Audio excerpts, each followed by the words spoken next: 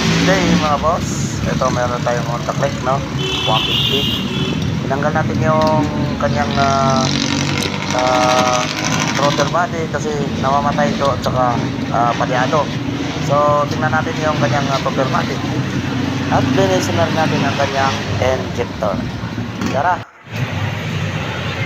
Ito mga sir, no, mga master, no, kung makikita nyo, yan, kapal, oh, sobrang kapal, yan, makikita nyo yan, sobrang kapal na ng dumi.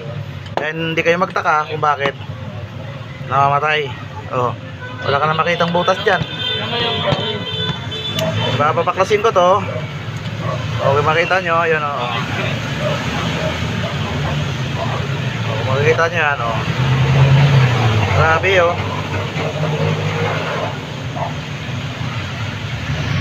Makita sa camera pero yan. So ang gagawin natin dyan, no, pagkatapos natin baklasin itong mga sensor ay ilulubog natin siya dito sa ating ultrasonic cleaner, tsaka i-remap na rin natin.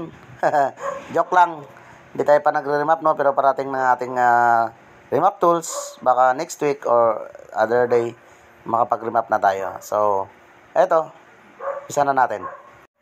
Ayan, nakikita nyo yan, grabe ang dumi.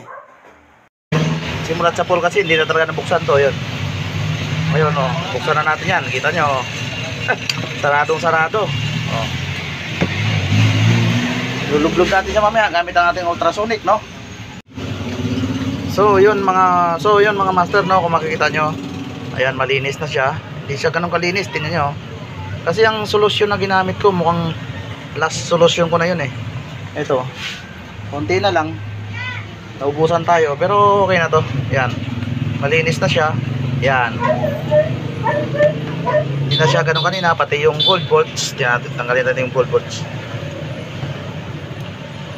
Yan, tingnan lang natin yan kasi para malinis itong, yan. Ayan, kung makita nyo, hindi pa siya ganun kalinis, pero okay na siya. Yan, papalo up na lang natin yan kasi yung pangit ng solusyon na natira sa akin, yun na lang, eh. So yun lang, linisin ko na lang to para ma-fix ko na. So makikita nyo, hindi po ako nagre-remap, ha, mga master, no. Ano ko lang kanina yung kasi parating na rin ang ating remap tools, kaya hintayin nyo lang, makapag-remap din tayo. So yun lang.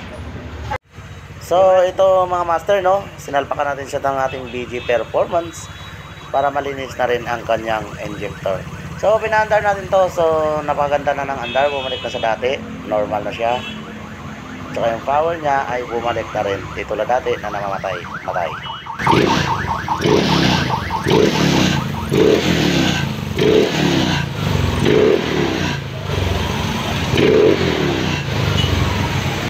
So yun lang, bumalik na ang lakas niya. So yun lang po, papu.